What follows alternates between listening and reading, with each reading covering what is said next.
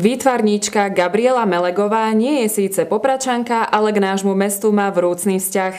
Pred 4 rokmi prvýkrát vystavovala v Potatranskom múzeu a dnes jej obrazy zdobia Šerfelov dom vo Veľkej, kde odkrýva svoje tajomstvá.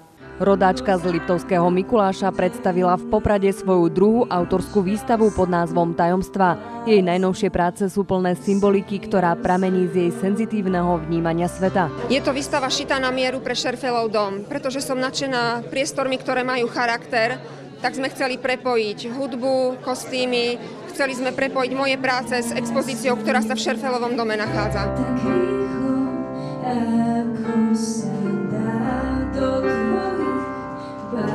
Gabriela Melegová sa dokáže inšpirovať všetkým naokolo.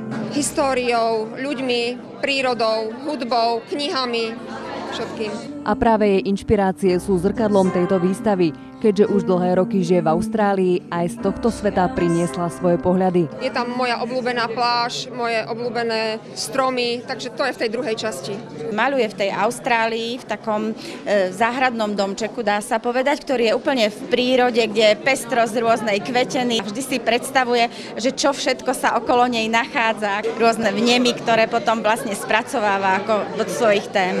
A keďže veľa cestuje, do Popradu priniesla aj exotiku. Napríklad nové sú tieto obrazy, ktoré zachytávajú povedzme Hongkong, alebo teda také obrázky z Číny a podobne. Gabriela Melegová má cit pre detail. V jej obrazoch sú ukryté príbehy, ktoré postupne odhaľuje. Sú tam fotky, je na nich môj otec, moja mama, keď bola dieťa. Sú tam ešte ďalší predkovia, proste viacero generácií. Je tam červená topánka, ktorú nosil strýko, potom ju nosil môj manžel a potom ju nosil aj môj syn. Výstava pod názvom Tajomstvá sa zdrží v Šerfelovom dome vo Veľkej do 31. júla.